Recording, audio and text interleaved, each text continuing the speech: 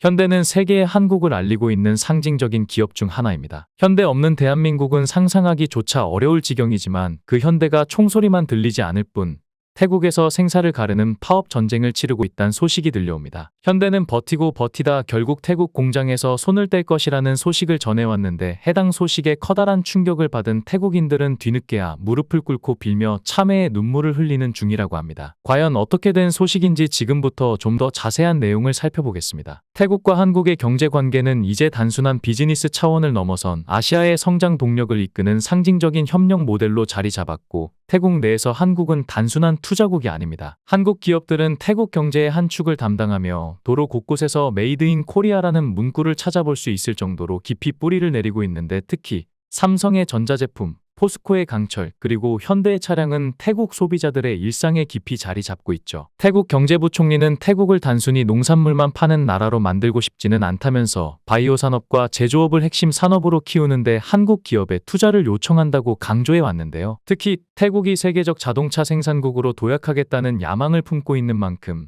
현대와 같은 자동차 기업은 태국 정부의 열렬한 러브콜을 받았고 현대는 이에 화답하며 태국의 경제적 야망에 날개를 달아줄 계획을 세웠습니다. 방콕 남동쪽의 사무프라칸주에 최첨단 전기차 생산 공장을 설립하기로 한 것인데 여기서 2026년부터 전기차 조립과 생산이 본격적으로 시작될 예정이었으며 첫 번째 모델로 현대의 상징적인 아이오닉 5가 선택되었죠. 지난해 태국 정부가 발표한 전기차 전환 프로젝트에서 정책 기준을 완벽하게 충족하는 모델이 바로 아이오닉 5였기 때문인데요. 그러나 현대는 현재 태국에서 심각한 파업 사태를 맞고 있는데 태국 전기차 시장의 중심에 현대가 설 날을 모두가 기대했지만 지금 벌어지는 사태는 이 모든 기대를 산산조각 내고 있습니다. 태국의 노동자들은 지금 현대 공장 앞에서 연좌 시위를 벌이며 네 번째 파업에 돌입한 상태인데 겉으로는 노동 조건에 대한 불만이 주요 원인으로 보이지만 이 갈등 뒤에는 더 복잡한 그림자가 드리워져 있죠. 태국은 중국과 일본이라는 거대 세력이 강력한 영향을 미치는 국가인데 특히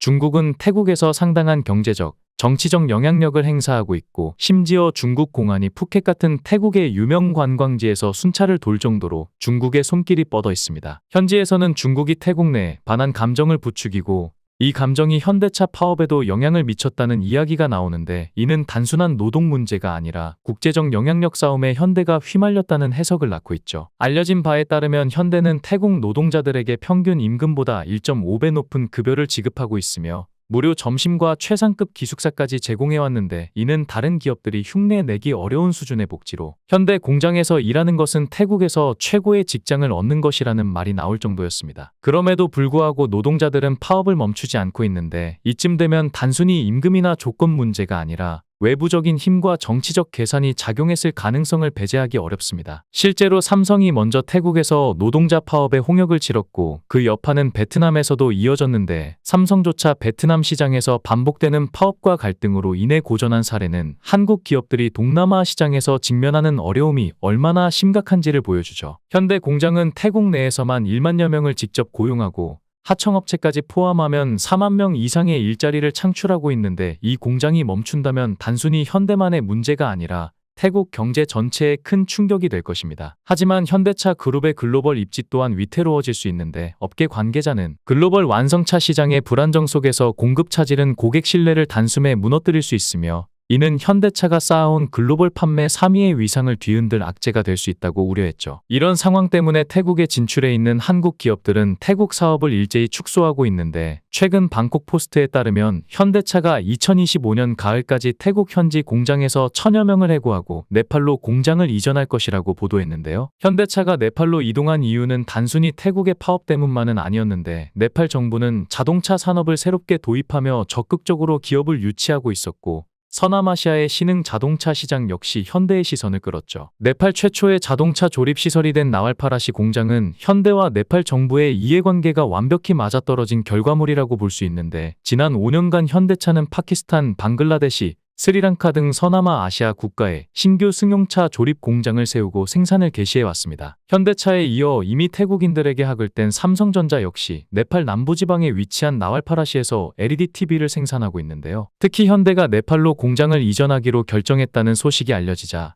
태국 노동자들은 즉각 파업 종료를 선언하며 우리는 협상할 준비가 되어 있다고 나섰으나 이미 태국에서 철수 결정을 내린 현대에게는 너무 늦은 움직임이었죠. 이에 대해 방콕 포스트는 1면과 3면에 걸쳐 특집 기사를 실었는데 태국 경제가 휘청거릴 만큼 위험 경고 등이 켜졌다고 보도했습니다. 태국에 진출했던 한국 제조업 거물들이 하나둘씩 짐을 싸며 떠나는 이 대규모 철수 사태는 단순한 기업 이동이 아니라 태국 경제의 방향성을 뒤흔드는 중대한 사건으로 평가되고 있는데요. 태국에서 삼성의 철수는 이미 큰 충격을 안겨주었지만 현대차의 철수설이 현실화되면서 태국 정부와 현지 노동자들은 패닉에 빠졌고 방콕 포스트는 이를 두고 경제적 도미노의 시작이라고 표현했죠. 현대의 철수설이 들려오기 시작하자 태국 정부는 부랴부랴 대책 마련에 나섰는데 태국 총리는 기자회견을 열고 한국 기업들에 필요한 모든 지원을 약속하며 재정적 인센티브 제공부터 노사 문제 중재까지 정부가 적극적으로 나서겠다고 밝혔습니다. 저희가 잘못했습니다. 제발 기회를 주세요라는 태국 정부의 절박한 목소리가 들리는 듯했죠. 태국은 올 들어 불법 파업이 잇따르자 급기야 노동법을 강화하고 노사 협상을 전담할 새로운 기관 설치를 검토 중이지만 현대를 비롯한 한국 기업들의 입장은 단호합니다. 더는 못 버틴다. 태국에서 얻은 손해는 이미 한계를 넘었다. 현 상황을 더욱 복잡하게 만드는 것은 태국 내부에 반한 감정과 그 배후에 중국의 영향력이 있기 때문인데 소문에 따르면 태국의 일부 세력은 중국과 밀접한 관계를 유지하며 한국 기업들에 대한 부정적인 분위기를 조장하고 있습니다. 삼성전자 DA 사업부는 태국에서의 마지막 생산 공장을 철수하기로 결정했는데 남은 생산 라인을 멕시코 티우아나 공장으로 이전하겠다는 발표는 태국 경제에 있어 또 하나의 직격탄이었죠. 삼성뿐만 아니라 다른 한국 기업들도 태국에서 하나둘 손을 떼고 있는 상황인데 현지 법인을 청산하거나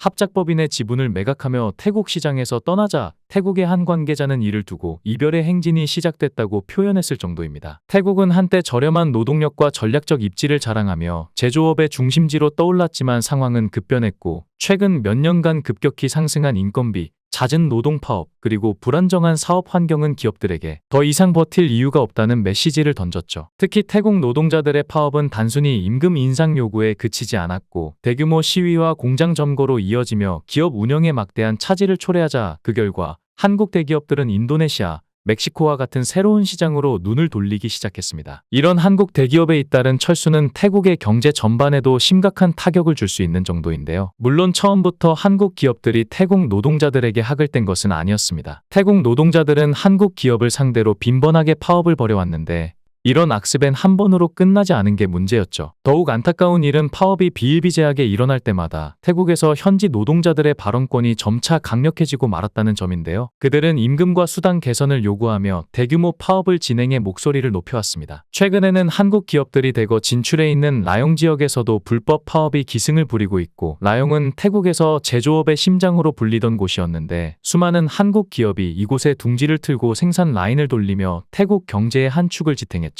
그러나 최근 불법 파업이 들불처럼 번지면서 기업들은 이곳에서 지옥 같은 나날을 보내고 있고 현지 노동자들은 기업들이 이미 제시한 임금 인상안을 받아들이지 않고 인플레이션 보상금이라는 이름으로 추가 인상을 요구하며 공장 문을 닫아버리는 상황이 이어지고 있는데요. 이 파업 사태에 대해 한 한국 기업 대표는 울분을 터뜨렸습니다. 태국 노동자들은 자신들의 생산성과 숙련도는 고려하지 않습니다. 그들이 원하는 건 전문 인력에 준하는 임금 수준이지만 실제로는 생산성이 턱없이 낮습니다. 이러한 하소연은 라용 지역에서만 들려오는 것이 아니라 치앙마이, 수코타이, 심지어 방콕 인근까지도 이런 파업의 물결이 밀려들고 있는 상황입니다. 이 파업 사태는 한국 기업만의 문제가 아닌데 애플조차 태국 노동자들의 파업 공세를 피해 가지 못했죠. 애플의 라용 공장에서는 약 2만 7천 명의 근로자 중 5천 명이 임금 인상과 수당 확대를 요구하며 대규모 파업을 벌였고 공장 가동이 이틀간 멈추는 동안 회사는 막대한 손실을 감수해야 했는데요. 치앙마이에서는 한국의 지하수 전문 기업들이 태국 농촌 지역에 물을 공급하며 지역 사회에 기여하고 있었지만